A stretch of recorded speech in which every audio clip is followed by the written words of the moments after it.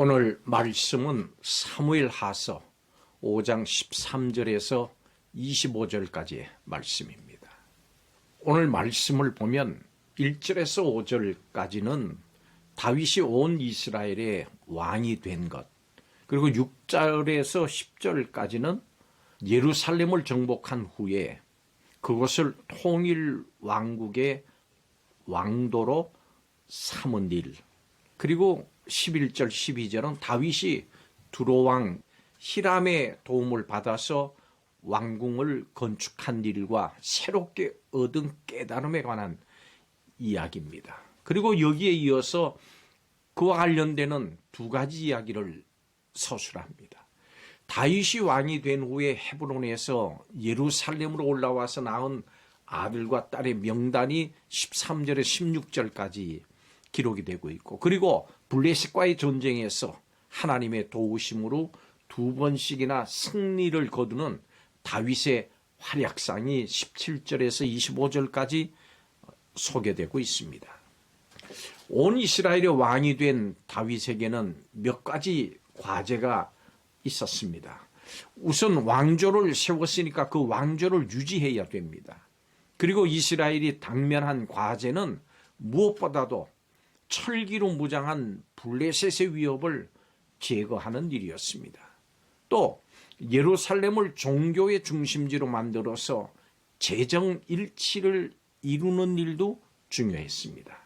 오늘 말씀에서는 왕조의 유지와 그리고 블레셋의 위협을 해결하기 시작하는 다윗의 모습을 보여줍니다. 먼저 다윗은 예루살렘으로 천도한 뒤에 처첩을 더 두어서 자녀들 많이 낳았습니다. 그 왕자들이 결혼하면 모두 왕족과 혈연 관계가 있게 돼서 그만큼 그의 왕권 강화의 후견 세력이 될 가능성이 커지기 때문에 이렇게 했습니다. 다윗은 이를 염두에 두고 아들을 많이 낳은 것으로 보입니다. 그 다음으로 블레셋의 문제입니다. 블레셋의 망명까지 했던 다윗이 이스라엘의 왕이 됐다고 하는 소식을 전해 들은 블레셋 군대는 곧바로 전쟁을 벌입니다. 여기에는 배신감에서 비롯한 복수심도 한 몫을 했을 겁니다. 그렇지만 블레셋에 맞선 다윗의 모습은 그 이전 왕 사울과는 사뭇 다릅니다. 다윗은 모든 군사행동을 철저히 여호와 하나님의 뜻과 말씀에 근거해서 진행합니다. 블레셋과의 전투에서 전면전이든 혹은 매복과 기습이든 간에 한 번은 올라가라고 또 한 번은 올라가지 말라고 하는 여호와 하나님의 지시에 순종하는 다윗의 모습이 강조가 되면서 이 사울의 실패와는 아주 뚜렷하게 대조가 됩니다. 성도 여러분, 이 땅의 모든 일은 하나님께서 주관을 하시고 또 이루시는 일입니다. 이 시대에 꼭 필요한 교회의 부흥도 마찬가지입니다. 또 그렇지만 하나님께서 주관하시고 주시는 부흥입니다마는 부흥을 교회가 그저 넋을 놓고 기다리기만 해서는 안 됩니다.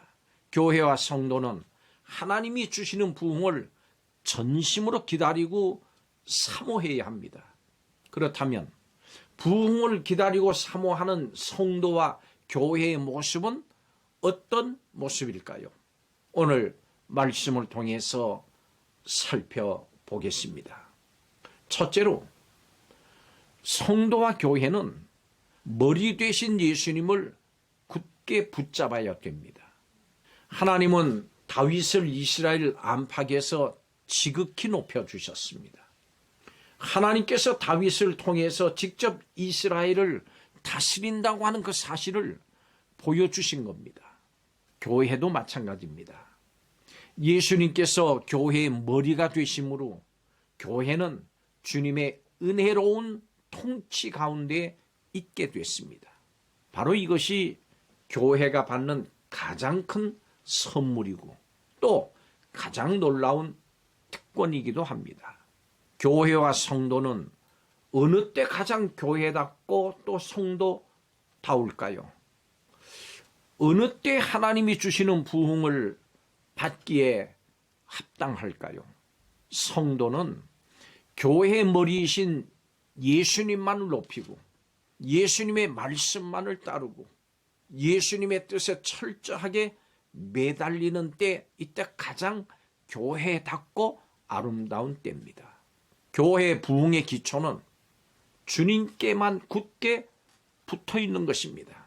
이것이 교회다운 모습이고 또 아름다운 모습입니다. 두 번째로, 교회는 복음으로서 새 생명을 낳아야 합니다. 교회는 사람의 모임입니다. 부흥이 사람을 빼고는 일어나는 법이 없습니다. 하나님께서 다윗 왕조에 허락하신 그 강성함은 그에게 더하신 자손들로 인해서 현재를 넘어서 미래까지도 이어집니다. 교회도 마찬가지입니다. 다음 세대를 이어갈 하나님의 사람이 세워지지 않고서는 그 교회가 얼마나 서 있을 수 있겠습니까? 그래서 부흥을 사모하는 교회의 모습은 힘써서 복음을 전하는 겁니다. 복음을 전하고 가르쳐서 세상 사람들이 주님께로 돌아오고 교회 안의 성도는 더욱 굳건히 서도록 힘쓰는 그 교회가 부흥을 사모하는 교회입니다. 사람의 회심과 성장은 복음으로만 가능합니다. 교회의 부흥을 사모하는 것은 복음을 바르게 알고 그것을 전하고 가르치기를 힘쓰는 것으로 드러납니다.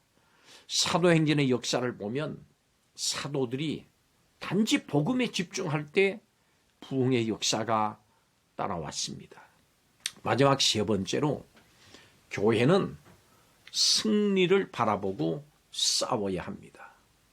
복음을 전하고 가르치기를 힘쓸 때 교회는 대적의 위협을 만납니다. 다윗도 왕위에 오른 뒤에 블레셋의 공격을 받았습니다.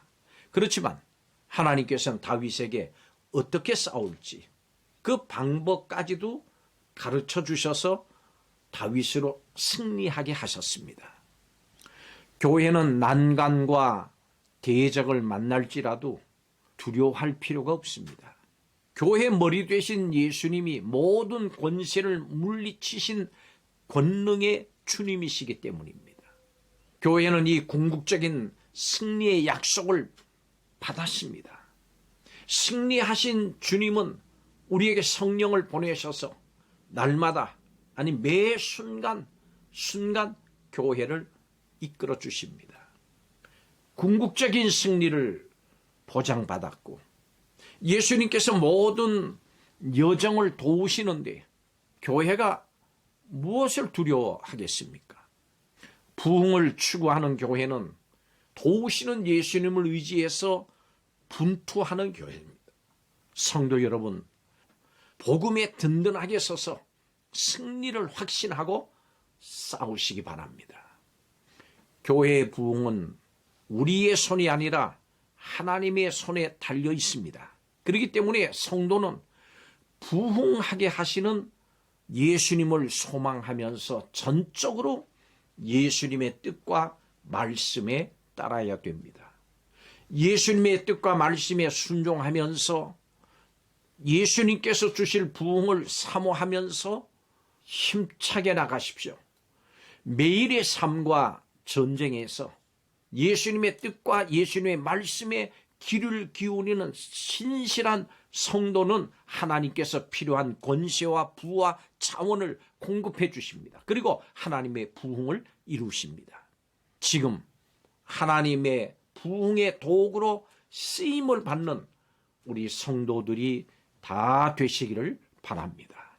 기도하겠습니다. 교회를 세상에서 높이시고 번성케 하시고 승리하게 하심으로 교회의 부흥을 이루시는 하나님께 감사를 드립니다. 오직 하나님의 뜻에 순종하면서 예수님과 복음에 집중하는 삶을 사는 성도가 되게 하여 주옵소서. 이로 인해서 교회 부흥의 도구로 쓰임을 받는 성도들이 되게 하여 주옵소서. 우리 성도들이 이렇게 쓰임 받기를 사모하면서 결단하는 복된 시간 되게 하여 주옵소서.